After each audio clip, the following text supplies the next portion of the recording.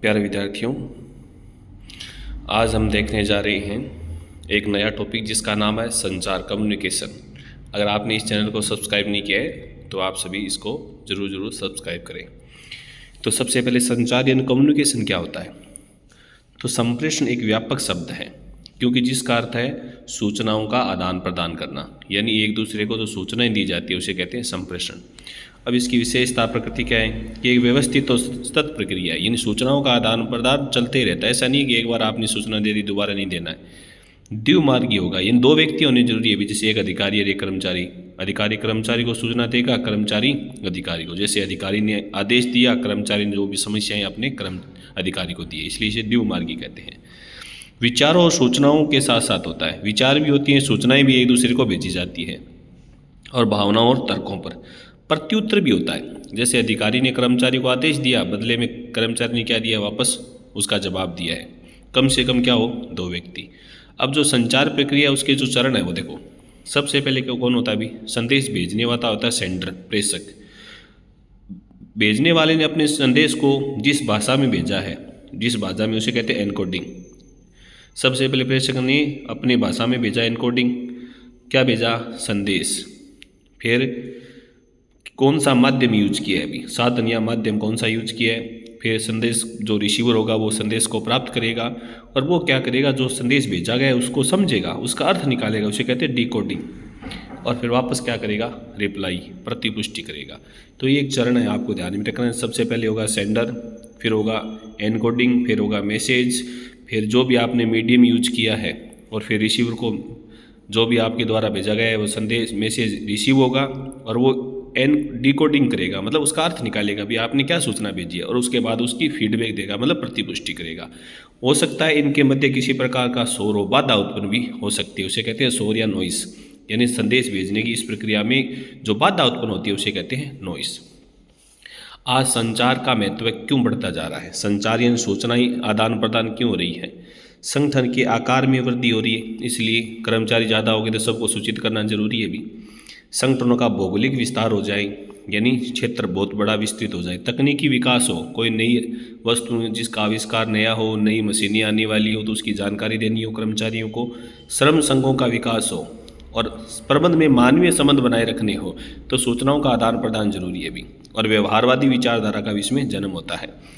जनसंपर्क जरूरी है। कार्य विभाजन और विशिष्टीकरण, यानी काम का बंटवारा करेंगे तो उसकी सूचना देनी होगी, और वो काम में कार्य कुशल होंगे और काम को पूरा करने के बाद वापस आपको रिपोर्ट करेंगे। बढ़ती हुई प्रतिस्पर्धा के लिए भी जरूरी है। ये तो है संचार का महत्व है। अब अगर आप सूचनाएं समय समय पर देते हैं तो इससे क्या फ़ायदा होता है? एक तो सफल पूर्वानुमान होता है।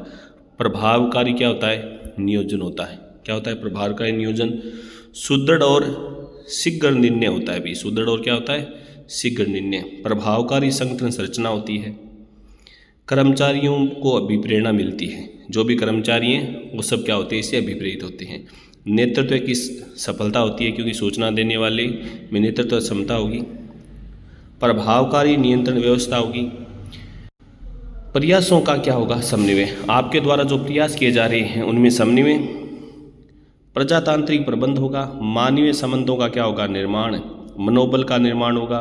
संदेह, भ्रम, अज्ञानता का क्या होगा, विकास। पारस्परिक सहयोग की भावना होगी अगर आप देते हैं, और अधिक उत्पादन क्षमता बढ़ेगी, क्योंकि समय समय पर सूचनाएं दी जा रही है ना। बाह्य पक्षकारों से ठोस संबंधों का भी क्या होता है, निर्माण। उसके बाद संचार के जो प्रारूप या प्रकार हैं, सबसे पहले संबंधों या संचार श्रृंखलाओं के आधार पर होता है। जैसे औपचारिक है, औपचारिक भी अधिकारी और कर्मचारी जो एक संबंध में बंधे हुए होते हैं उन्हीं में होता है। जैसे उचित प्रक्रिया या श्रृंखला के आधार पर होता है। संगठन की क्रियात्मक या परिचालन की प्रमुख श्रृंखला होती है। संचार की दिशा जैसे अधोगामी यानी ऊपर से नीचे की तरफ, ऊर्ध्वगामी नीचे से ऊपर की ओर, समतल यानी क्षैतिज, और तिरछा भी हो सकता है। ये तो है औपचारिक। अनौपचारिक जिसमें किसी प्रकार का संबंध वगैरह नहीं होता है भी। ये क्या होती है, लंबी श्रृंखला भी हो सकती है, गपशप श्रृंखला हो सकती है, संभावना श्रृंखला, समूह भीड़ भाड़ में भी अनौपचारिक हो सकता है। सूचना तो दी जा सकती है भी इसमें, जैसे कोई व्यक्ति गप मारे और ठीक है। प्रवाह की दिशा के आधार पर सूचना के प्रकार, अधोगामी या ऊपर से नीचे की ओर। अधोगामी क्या होता है, ऊपर से नीचे की ओर। यह संचार उच्च अधिकारी किसको देता है, अपने अधीनस्थ कर्मचारियों को देता है जिसके अधीन है। ऊर्ध्वगामी या नीचे से ऊपर की ओर की जो संरचना है वो क्या होती है, अधीनस्थ या उच्च अधिकारी। समतल क्षैतिज क्या होती है, समान स्तर के कर्मचारी। विकर्णीय और तिरछा, आड़ा तिरछा भी हो सकता है। क्षेत्र के आधार पर क्या होगा अभी, क्षेत्र के आधार पर है आंतरिक, बाह्य, आंतरिक संस्था के अंदर देनी, बाह्य लोगों को सूचनाएं देनी। और माध्यम क्या हो सकता है, एक तो शाब्दिक या लिखित मौखिक हो सकता है और एक गैर शाब्दिक भी संचार का माध्यम हो सकता है। तो अब आगे बढ़ते हैं कि संचार की जो बाधाएं हैं